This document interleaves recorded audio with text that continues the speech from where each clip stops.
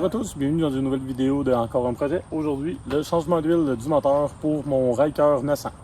On enlève le hood. Le filtreur est ici. Vous avez deux vis ici et un autre un petit peu en dessous, ici, tout ça à la conduite, qui est vraiment quand même mal placé. Mais si on tasse un petit peu la hose en pesant dessus ici, on a accès à la vis. Là, ce qui est à faire attention, c'est sûr que la machine est chaude. Fait que faut pas vous brûler sur les composantes. Là, rendu ici, faites attention parce que l'exhaust de la machine est juste là.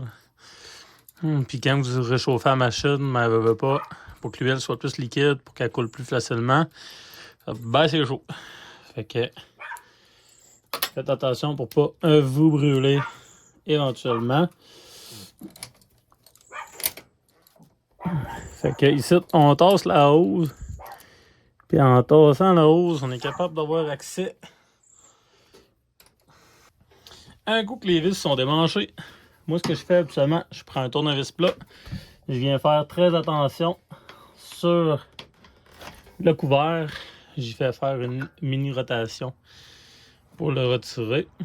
Je mets une guenille pour mettre le couvert dedans parce qu'il n'y a pas. Il y a plein d'huile. Le filtreur, même chose. Vu que le filtreur est plus bon, je prends le petit tournevis dans le fond pour le décoller. Puis par la suite, je prends ma guenille pour aller le prendre. Puis hop, comme ça, je le rentre dedans. Le filtreur est enlevé. La prochaine étape, on démanche en dessous de la machine les deux plugs. Juste ici en dessous, vous avez deux plugs. Vous avez la plug magnétique de vidange normale, puis vous avez un autre petit plug ici. La première plug ici, c'est du 17 mm. La deuxième, c'est du 10 mm. Fait qu'on va commencer par la grosse première. Qui est quand même solide.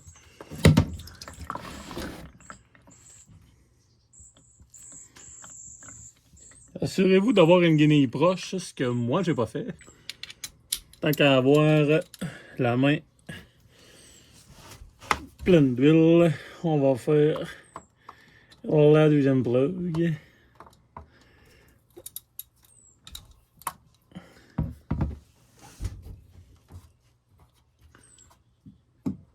Celle-là, je vais m'assurer de la mettre sur le bord parce que si elle tombe dans mon trou de bac ici, je ne serai pas capable de la récupérer. Vous voyez, il y a quand même d'huile pas mal qui sort de la deuxième plug. Fait que c'est quand même très important de la faire. Bon, pendant que l'huile finit de couler, on va faire le préparatif, dans le fond, des plugs. Fait que la drain plug, puis l'autre petite plug. Fait que dans le fond, on peut tout enlever les washers. Celle-là, il a dû tomber dans le fond. Puis ici, on fait juste retirer ça. Fait que ça, c'est plus bon. On peut... Présentement, il faut regarder si il n'y a pas justement de résidus ferreux là-dedans. Fait que ça a de l'allure.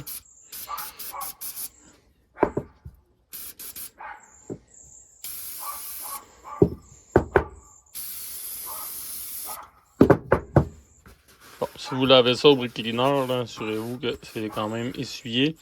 Le brick cleaner, ça achète énormément, surtout pas d'en mettre ses rubbers. On laisse chasser.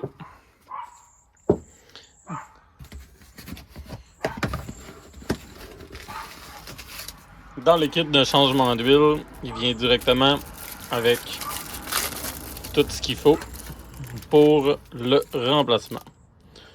Fait que la petite,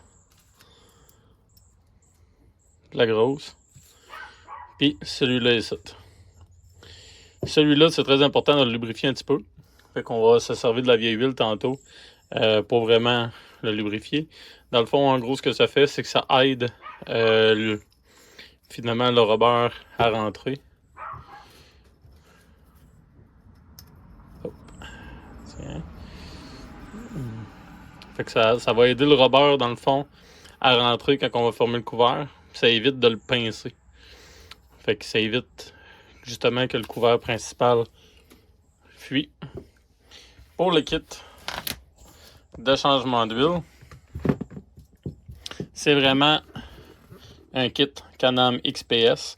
Maintenant, Can-Am sont rendus vraiment avec de l'huile synthétique dans le kit pour 2024. Fait que de fond, c'est de la 5W30, 40 pour le moteur 4 temps 900 Ace. Il y a des kits aussi pour le 600 Ace aussi. Ça vient avec directement le filtreur et les pintes à l'huile.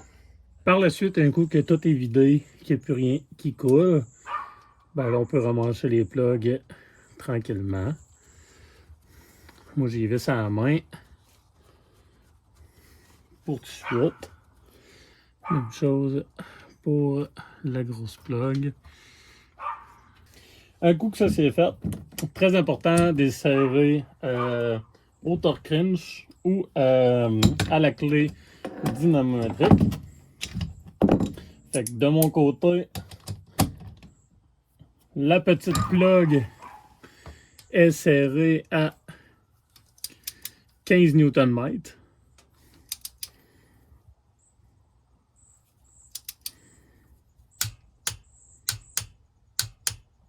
Nm.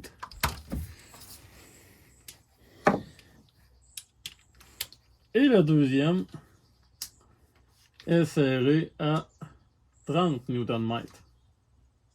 Fait que c'est pas dur, c'est une divisée par l'autre, comme on dit. Fait que c'est aussi simple que ça.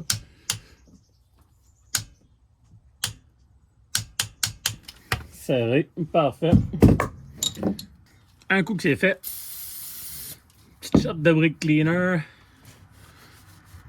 pour enlever le plus possible de résidus d'huile. Sachez que les résidus d'huile, c'est pas dommageable, là, mais vous allez sentir une odeur quand la machine va réchauffer, ça c'est définitif. Puis c'est quand même super important, autour que les premiers kilométrages que vous faites avec la machine, à regarder juste s'il n'y a pas des petites fuites mineures, au cas où. On n'est jamais assez prévoyant. Bon, petite note supplémentaire.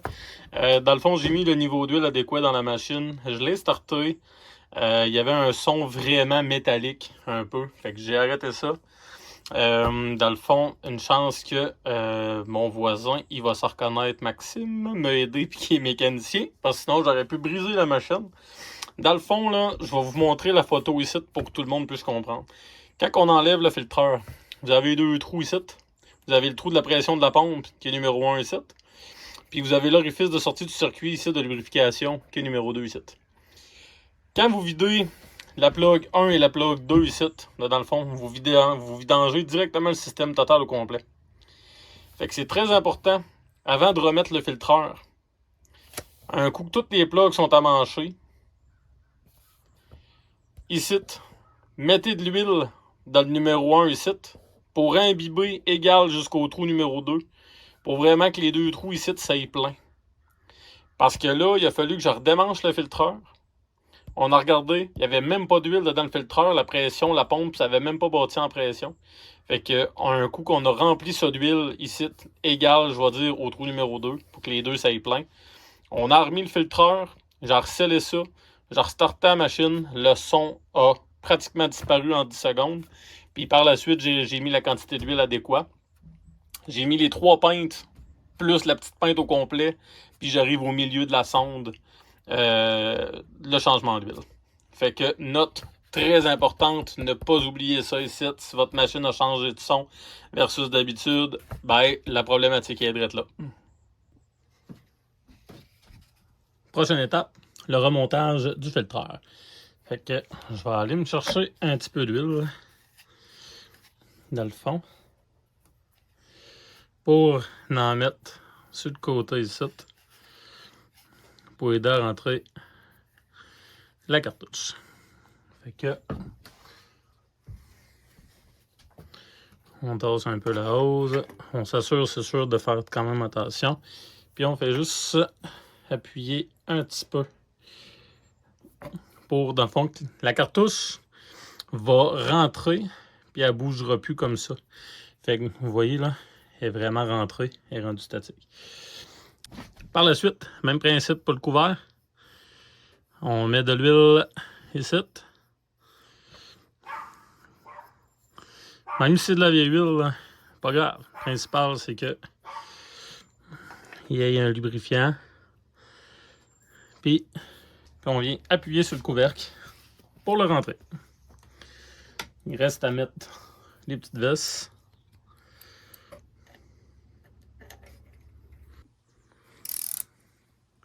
Puis prochaine étape, le torquage des bottes à 9 Nm. 9 Nm. Je vous conseille de recommencer, faire un petit tour, parce qu'un coup que toutes les vis se sont à côté, ça s'est tout placé. Au cas où. Fait qu'on procède au remplissage. Bon, pour le remplissage, vous enlevez la gauze. Mention très importante. Là, quand vous allez remplir le moteur, vous ne devez pas remplir la gauge au niveau. Vous devez mettre 3 pintes d'huile, parce qu'elle vient avec 3 pintes de 946 ml puis une pinte de 473 ml.